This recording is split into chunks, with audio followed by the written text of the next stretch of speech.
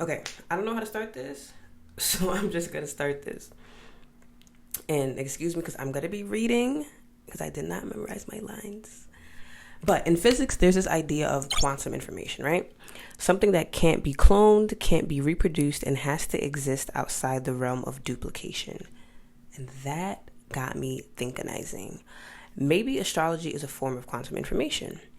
Not something to be proven in a lab, but something that only reveals itself through interaction, intention, and belief. So there's this principle in quantum mechanics called the no cloning theorem. Quantum information, like the exact state of a particle, can't be cloned perfectly. You can measure it, but in doing so, you collapse it into a definite form and lose its full range of potentiality. That means quantum information only exists in its true form in the space of potential, the unmeasured in between realm. So now I'm really thinkinizing. I'm like, that sounds like astrology and divination. So when you read the stars or you divinize, what's the word? When you use divination tools, you don't get an objective, repeatable result every time because what collapses depends on the interaction between the system and the observer.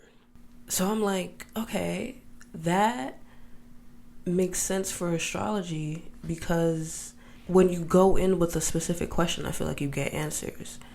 Now, the astrophysicists don't like astrology, and that never made sense to me because you're telling me the astro niggas don't like the astrology. Like, so I'm like, maybe they're just going at it from the wrong direction or like looking at it through the wrong lens because the observer changes the outcome. We're going to get back to that though. So maybe they're looking in the wrong direction. When astrology is tested under cold skepticism, it collapses. But when it's lived, applied, and engaged with, it works. So astrology could be thought of as a field of symbolic quantum information. It doesn't work like a mechanical lever, input equals same output. It works like an entangled system. The stars are one side of the entanglement and you are the other.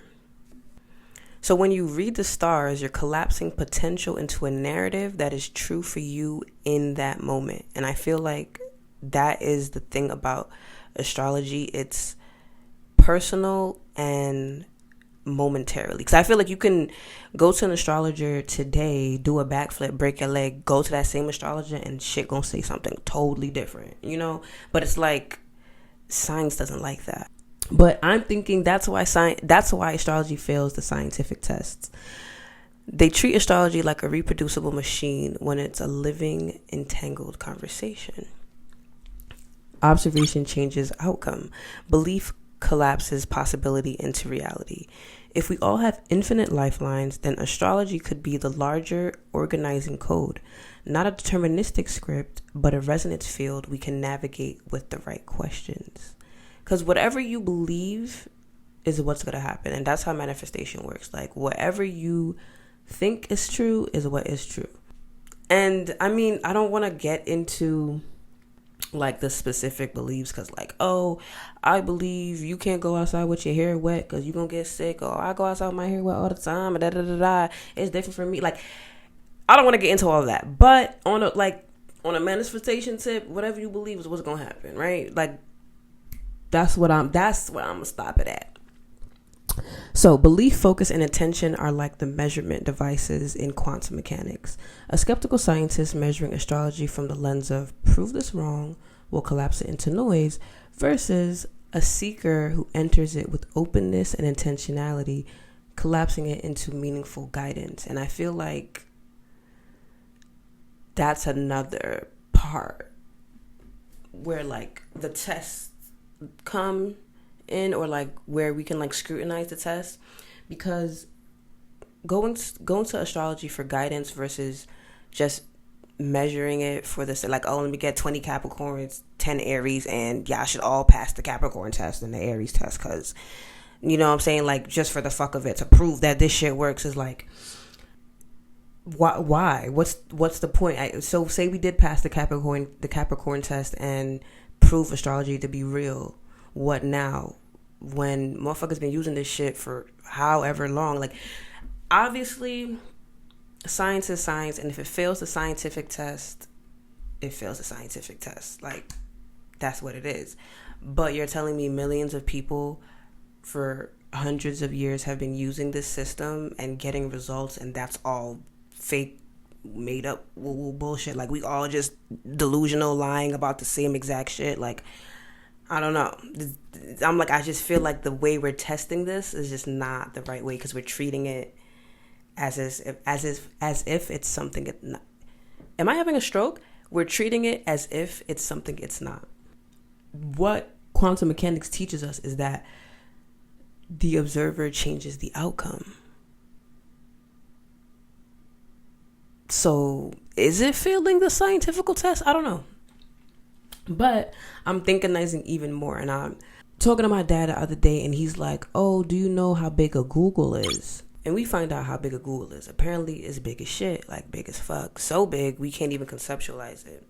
So I'm like, okay, if we place Google on a scale, or Google versus infinity is all throughout math. Cheese all through the bitch. Like, we have so many equations, so many instances where we can slice an infinity, use part of an infinity, use bigger infinity, smaller infinities in math. Like, infinities are all throughout math. But a Google, just one Google at that, is too big for our math. So that had me thinking, maybe there are truths bigger than the frameworks we've built to measure them.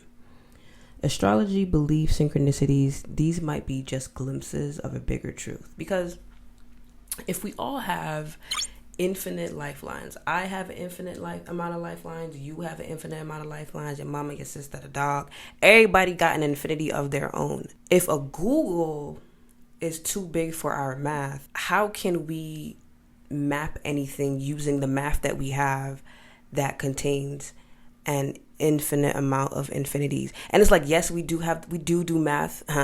Sorry, I'm a child.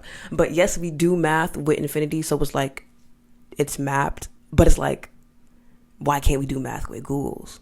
Because if you think of reality as a fractal river with infinite tributaries, each lifeline is a flow of potential, some broad and steady, some thin and fleeting, some looping back into themselves.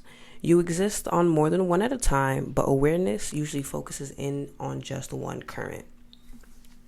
So what we call choice is less about creating a new lifeline and more about tuning into which frequency of the infinite flow you're already aligned with. So just basically choosing which current you want to flow down. And if we all, like I'm saying, like if we all have infinities, that's mad fucking information. Like, that's mad shit. And then we have infinities that interact with other infinities, and it all makes sense. It all flows. It all works somehow. Like, we're not all on fire running around headless. Like, shit is working out. Like, how if this shit is all just numbers? And it's like, maybe it does work. I don't know.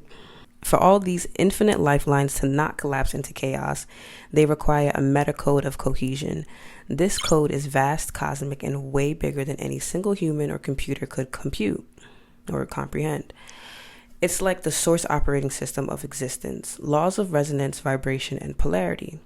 We can feel its effects, patterns, synchronicities, repeated archetypes, but we can never see the whole source code. If we could, there'd be no game or no mystery or like no growth or whatever. And I feel like, honestly, life is kind of like a game. And what's the point of playing games? But like, I feel like if we had the full picture, just the point wouldn't feel as satisfying. So I'm thinkinizing astrology is one interface, one readable layer of that larger code.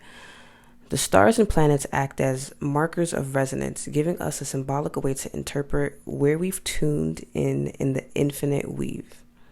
It's not the entire operating system, but it's like a translation sheet. When we read the sky, not because the planets control us, but because their movements reflect the larger geometry of cohesion. They're mirrors of the infinite code. I just don't think the infinite code is something we have the framework to map. But if astrology is accurate and reflecting the infinite code, it has to be correct or true. I don't know the right terminology. But so astrology is the way to interact with the cohesion, to navigate lifelines consciously. And I think consciously is a word we should like harbor onto. Like that's the thing. Like it's the intentionality behind it that makes it work. It's not predictive in the deterministic sense. It's navigational. It shows you the likely weather of resonance, not the fixed outcome. And again, like likely, because this shit is mad big. Like there's mad information. Like for you to say like, yeah, I have an accurate snapshot of this infinite code. It's like, nah, nigga, like you don't have the framework. You gotta have some approximations, and like that's where the likely comes in, and that's why it's not so deterministic, not to use the same word again, but you know what I'm trying to say. And just to bring it home, I was thinking a Google is unimaginably huge but still finite. Infinity is uncontainable, but we have ways of slicing it, naming it, and working with sizes of infinity in math. So what I noticed is that the finite but unfathomable Google is actually harder to place than the infinite but structured infinity. And that mirrors life. So infinity is like source, something we can conceptually hold as eternal and endless, and the actual Googles of lifelines in the multiverse are too big and too specific for us to process directly. So astrology and belief system like it become the interface language, the symbolic operating system that lets finite humans play inside of the infinite multiverse. So maybe astrology is quantum information. Not provable, not duplicable. I hate that word. Duplicable? Duplicatable? Duplicable? Duplicable? But undeniably real in only the way lived frequencies can be. And that's just my thoughts on that. I really think astrology is just quantum information. And I hear the scientists. It does fail the test. It's not repeatable. Not everything sticks. Not everything resonates. But it has helped. Like I can't. Are we gonna ignore? Are the scientists gonna ignore that? Like just like, and it's just like. But then again, back to like belief. Like whatever you believe is what it's gonna be. So maybe the scientists just don't believe enough.